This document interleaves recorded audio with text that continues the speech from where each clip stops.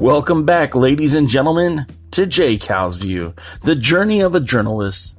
This is the podcast that I ponder and pontificate about being a content creator in the world of pro wrestling.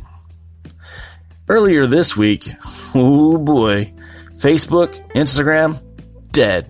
I mean, they were idle. I mean, some people had limited access. Most people had zero access.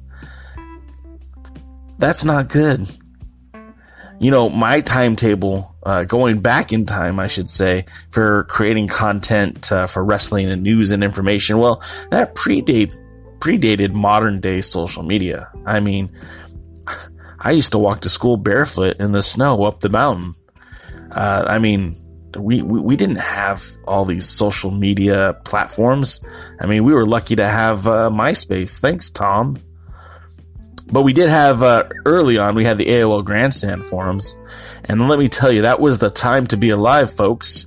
Readers were so gullible. I mean, that's where I fabricated the fact that Greg the Hammer Valentine was my uncle.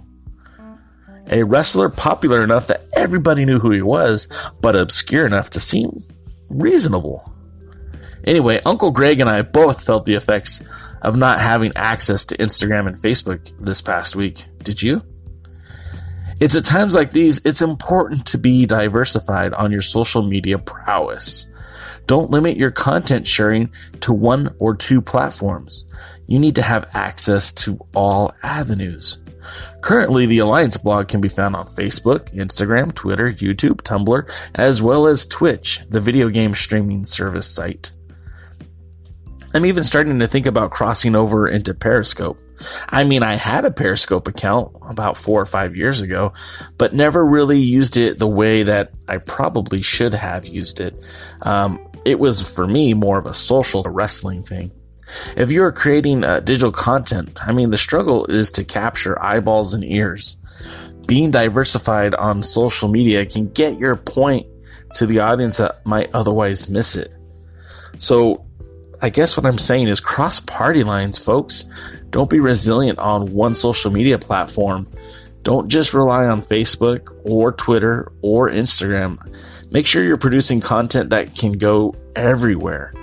And I mean, even this podcast is an example of me trying to access more avenues to get my point across. You know, for the second part of the show today, we're actually digging into the vault of the Road Wild. It was an idea, a concept that Daryl and myself, Big D, thought about doing a video log on the way to Championship Wrestling from Hollywood shows. Now, the drive for us to get to Hollywood is just over 2.5 hours. So picture this, 2.5 hours in a car. It's a long ride in and it's a long ride back. So we just put the recorder on and started recording and talking about what we thought about wrestling and you know, what we thought was going on locally and nationally and all points in between. So here's a part where we were talking about the Hall of Fame, which kind of led into women's wrestling. Now, again, this is from the vault, so it's a little bit dated, but I think you'll enjoy it. So stay tuned for this after this brief message.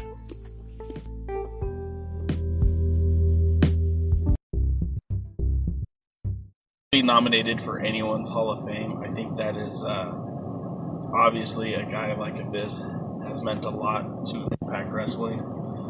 Welcome to the party, pal. But in the grand scheme of things, I mean, what does being in the Hall of Fame for Impact Wrestling mean as a promotion that's been around for, 12 years now? Yeah, it's 15 years? Yeah, it's one of those things where it's just, you take it for what it is. I mean, here's the funny thing about the WWE Hall of Fame, because this happens every single year, and it's like you guys don't get it yet, is that, let's be honest, the WWE Hall of Fame is nothing more than a marketing tool. That's all it is. They go ahead, it's a marketing tool for the person getting inducted, because that means they can put their rates up higher, because, I'm a Hall of Famer. It's a marketing tool for the WWE because that's something they could put on a toy line or their merchandise or whatever.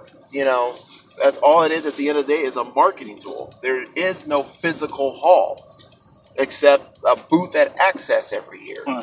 Past that, there is nothing to it. And there is no standards, there is no rules, there is no regulations. It's just suggest a name, and if we like it, yes. If we don't, That's all it is. And the fact that people get so upset every single year over the names that are like, well, this person needs to go in before this person needs to go in before that person. I'm like, really? At the end of the day, like, take for example, Arn Anderson was the name that people bitch, pissed, and moaned about for a long time, that really there was no real excuse for why he wasn't in yet. You can look at guys like Randy Savage and be like, okay, well, there's beef there or whatever. But Arn Anderson, there's really no reasoning behind it. And then he finally went in as a horseman. Let's be honest, did that really change anything outside of hearing Arn's speech that one night? Has that really changed anything? Nope. So, okay, Arn's in. So let's shut up and move on to the next guy to our list to bitch about. Past that, how many of these guys have already pawned off their Hall of Fame rings and plaques, or got their Hall of Fame nods and then end up suing the company later, like Coco Beware? Wait, Coco's in the Hall of Fame? Yeah, Coco is in the Hall of Fame. How did I not? The Birdman was in the Hall of Fame. If I remember right, because this is back when I was like really into like the backstage news, they were coming out with the video game, and he was one of the characters, so they kind of put him in to like market the video game type deal.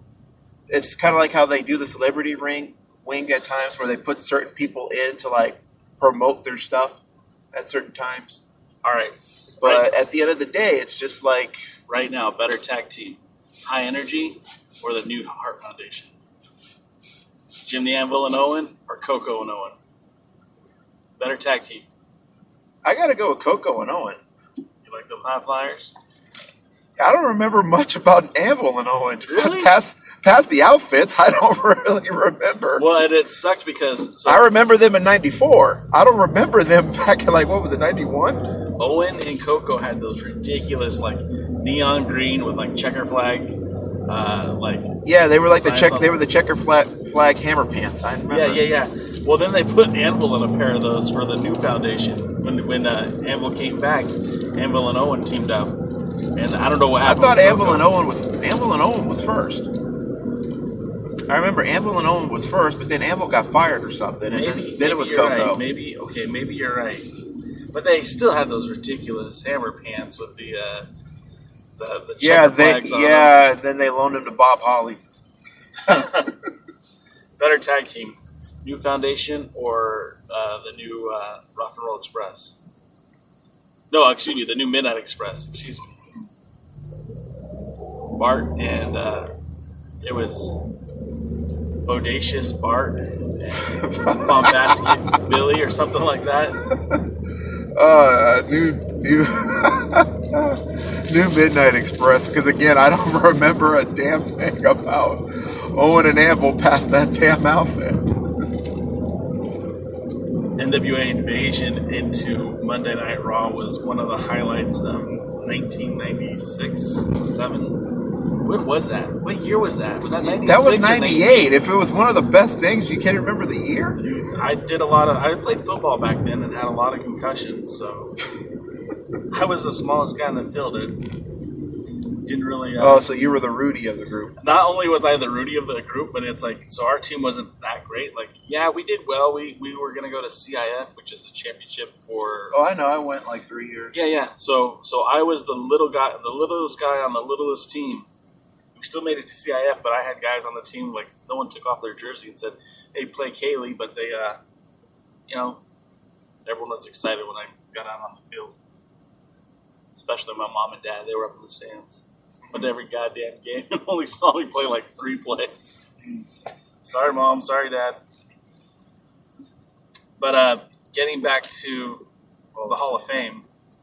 So Abyss in the Hall of Fame. I mean, look, it's a great accolade for Abyss, and as a former NWA World Heavyweight Champion through Impact Wrestling. I mean, I think it's pretty cool to recognize him, but I'm with you. At the end of the day, professional wrestling Hall of Fames, at least those that are connected to the WWE or connected to Impact Wrestling, I mean, there is no real criteria. Like you said, it was more of a popularity contest, or what, what purpose does it serve Yeah, today? I always felt like when they initially started the TNA Hall of Fame was that it was their attempt to get people in before WWE. Mm-hmm. Like Sting, Kurt, the Dudleys.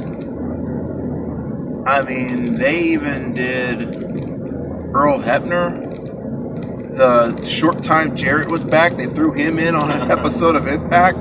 Did it really? It was just on an episode of Impact? Yeah, it was on an episode of Impact that they threw him in, because that was when they were doing that little Global Force invasion, the first invasion, that really didn't, that just took up like 2 months of TV time. And then, what was it? And then they did Earl Hebner at the house show the night before Bound for Glory. Wow. They didn't even do it at the show. They did it like the night before at a house show. Here's an award, go fuck yourself. Pretty much. I mean, it's one of those things where it's like, it's nice to see people get recognized, and it's nice to, you know, have them get a public thank you for what you've done. But like I said, after that, what does it really mean? I mean, I think Gail Kim sure as hell deserved it for everything she did in that company, and she was one of the main faces that put that Knockouts division on the map, which, let's be honest, the Knockouts was there before the Women's Revolution, or whatever the hell they want to call it now. Yeah, I mean, the Knockouts, say what you will about Impact Wrestling, I think the Knockouts are one of the things that they did right from the get-go, and if it wasn't for, say, the pressure to put on a better product, would we even have had the Women's Revolution with NXT and their with Impact Wrestling and their Knockout division? You know, I don't know if that's the case, because certainly there was a deficit of talent leading towards Impact when I mean, we're still having, you know, bra and panty matches in the WWE. I think it's more of the world changing its view on women and their place in sports and their place basically all over the world where women are being more empowered. I think that put the pressure on, plus the fact that also it's one of the times that the fans made it clear we're sick of this crap, and they weren't going to let it go. And also the change, just like a lot of WWE, the change that happened once Triple H got his power and we started seeing in NXT what we should have been seeing on the main roster. So I think it's more of a combination of that, but it's, you know, we talked about this like on Twitter when it comes to the Knockouts, because a couple of them were stating that, you know, oh, well, we did a women's pay-per-view first. Yep. And, you know, I'm like... Yeah, well, Women of Wrestling did theirs before TNA did, so... Yeah, well, let's be honest, Women of Wrestling was never really... That's a footnote, okay? I mean, they were never really competition. You don't love Jungle Girl? Let's not go there. I watched that back when I had a black box. Why the block's gotta be black? Because it was illegal. And I'm black, so I can say that. Yeah, you can. So back when I had the illegal box, and this is over 7 years ago, so the statute of limitations are clear. Back when I had the black box, I saw that pay-per-view they had, and that was one of the biggest waste of time I ever had in my life. Oh my God, I was like, man, it was one of those, it wasn't like that Legends of Wrestling one where it was just bad. This one was so bad, it was kind of good. Well, I mean, isn't that what Glow was all about? Was kind of being so bad that it was entertainment? Like, I didn't even watch, I don't remember watching Glow. I just remember that Women of Wrestling. I think it was on like Channel 13 at like 1 in the morning or something. Yeah. But anyways, oh god, I need one of those Men in Black things to erase that crap. But anyways, like the knockouts, especially like Velvet Sky, she was the one going on about we did it first, and I'm like, yeah, well that's, you know, that's kind of like being the guy to brag that he screwed some girl first. And I'm like, yeah, well, somebody came behind you, screwed it a lot better, and earned the bragging rights, buddy. Just because you were there first doesn't mean you were the best. Really appreciate you guys listening to today's show. If you like what you heard, make sure you click the subscribe button. And also check us out on social media, The Alliance Blog. That's Facebook, Twitter, Tumblr, Instagram, YouTube, and everywhere else in between. And if you could visit alliance-wrestling.com, I'd appreciate it. Until next time, I'll see you at the matches.